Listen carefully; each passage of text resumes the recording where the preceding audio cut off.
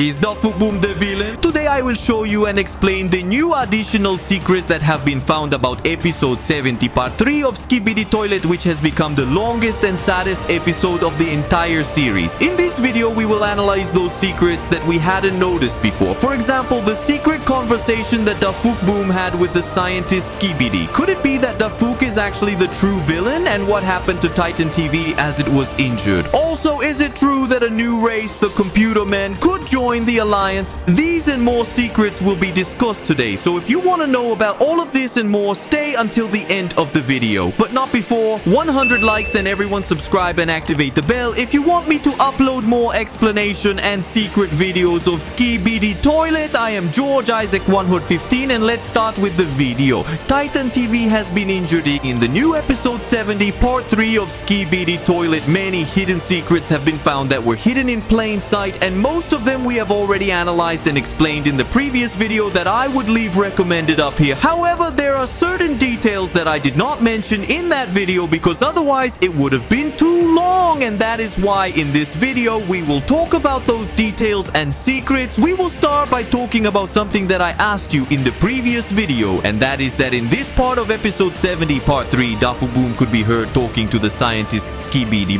but because there was a lot of noise and they were inside a room, we couldn't exactly understand what DAFUQ was saying. Simply the words "to kill" and "goodbye" were heard. However, one of my followers says that what he manages to understand is the following: "Don't trust yourself, my pawn is gonna kill you, goodbye." And if we translate these words into English, it seems that DAFUQ said something similar, although it doesn't quite fit. But if this were true, it would agree with the Skibidi Toilet lore that we have explained. It's as if DAFUQ made a video called mocking the scientist Skibidi, and that's why he also says goodbye to him. We might be able to hear or understand this conversation better when DAFUQ releases the full episode 70 video. As we know, after an episode is divided into parts, DAFUQ publishes a video combining all those parts but also adding new scenes to this compilation. So we are waiting for the full version of episode 70 to come out and see one or two additional scenes, and the second scene would be to find out what happened to Titan TV. But before talking about that, tell me if this text that this follower gave us convinced you, or write down below in the comments what you think DAFUQ actually said. And something that not many people noticed or maybe didn't give importance to is that in this part of the episode you can see that Titan TV has the screen on his left shoulder destroyed. In the explanation of this chapter, I explained to you that this was probably due to the recent confrontation he had with the Astro Toilet. However, if we go back to watch episode 70 part 1, we will see that the sword is almost stabbed into Titan TV's left wrist, but it didn't damage his screen. Even when Titan TV gets angry, you can see that the screen on his left shoulder is still working because it even shows his angry face. And then when we see him in episode 70 part 3, we see that the screen is now damaged. What happened between part 1 and part 3? With what enemy could Titan TV have fought that was so strong that it could have hurt him in this way? This is something that has not been seen in any of the 3 parts of this episode 70, so it is likely that we will see this in the second additional scene that the compilation of episode 70 full version will have. And if you find this video very interesting so far, I invite you to give it a like right now. Remember that if we reach 100 likes, I will bring you more explanations and secrets of the new episodes of Skibidi Toilet, and subscribe and activate the bell if you want to be one of the first to see those videos. Now, who could have been so strong and capable of hurting Titan TV? This is something that not even the giant version of scientist Skibidi managed, nor any of the G-Toilet clones. So who injured Titan TV's left shoulder? Only a very powerful enemy could have done it, or there is also the very small possibility that Titan TV accidentally hit something, but this would be too strange. I invite you to write down below in the comments, who do you think hurt Titan TV? Did another Astro Toilet appear? Or perhaps when DAFUQ uploads the compilation of episode 70 full version, he changes part 1 a little and shows us instead of the sword stabbing into his wrist, it would actually stab into the screen on his left shoulder. Perhaps DAFUQ will correct this, and that's why the television would be damaged, but for now we don't have this information confirmed. An interesting detail of this episode is how the Titans knew that scientist Skibidi would try to escape from above, as when scientist Skibidi opened the hatch and climbed up, the 3 Titans were already waiting for him. Maybe the Great TV Man or any other member of the Alliance who was in this fight informed the Titans that the scientist was here and that they could expect him to open the top hatch. It's also possible that when the scientist started screaming wildly and banging against the walls because the women were stabbing him from the inside, maybe the noise of the scream caused the Titans to follow the sound and reach this hatch expecting it to open. Remember, if you also discover any secrets, I invite you to write them in the comments. Now let's talk about the mysterious cameramen who were invisible and shook hands, then showed that vision to Plungerman. As mentioned in the previous video, these cameramen are actually Plungerman's friends, meaning those who handed him the plunger and were killed by Skibidi Michael Jackson, which caused Plungerman to blame Dark Speakerman for their deaths. Well, my theory is that these cameramen are the same, but some may not be entirely convinced of this theory.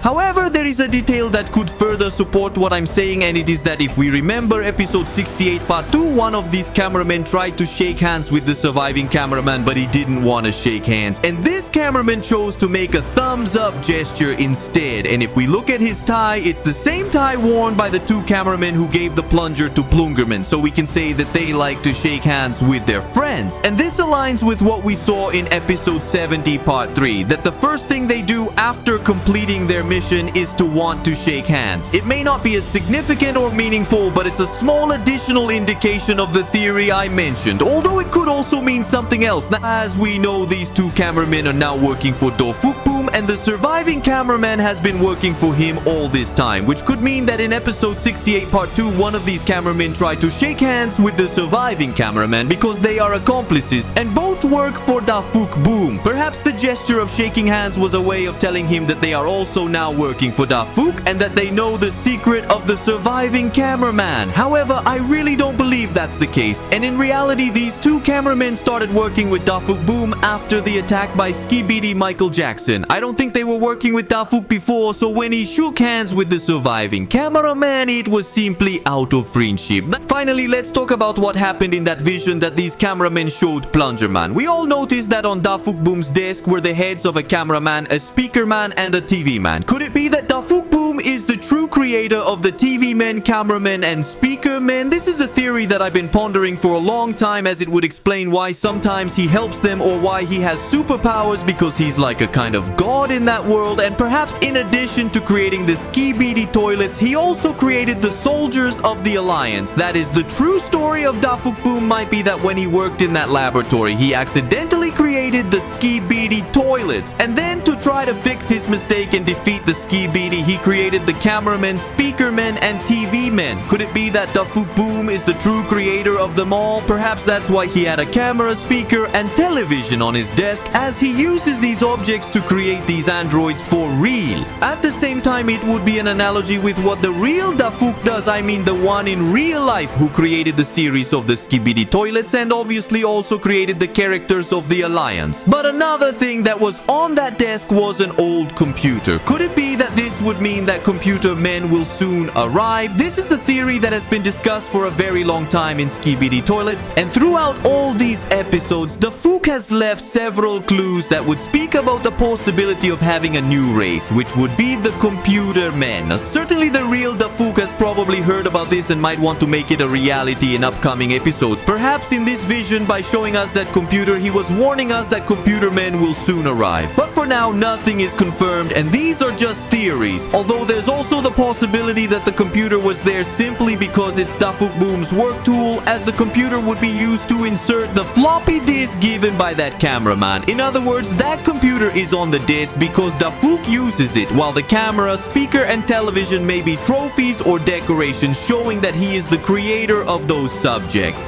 Therefore, answering the question, is DAFUQ the villain? I would rule out that he is the villain because this theory stemmed from him talking to scientist Skibidi as if they were allies. But what I believe is that he was mocking the scientist because he was about to die. And even though DAFUQ acts in the shadows, he is likely the creator of the Alliance, which would mean that he is on their side, or in other words, he is on the side of the good guys. Either way, it's clear that we will continue to discover more information and history about this character DAFUQ, and it's likely that we will soon find out if he is indeed the creator of the cameraman, speakerman, Woman and TV Man, because there's no doubt that he was involved accidentally in the creation of the evil Skibidi toilets. If there was at least one secret in this video that you hadn't noticed it from the episode, I challenge you to like my video right now. Remember that if we reach 100 likes and everyone subscribes while activating the notification bell, I'll bring more explanations and secrets from Skibidi Toilet. I'm George Isaac 115. See you in the next video and goodbye.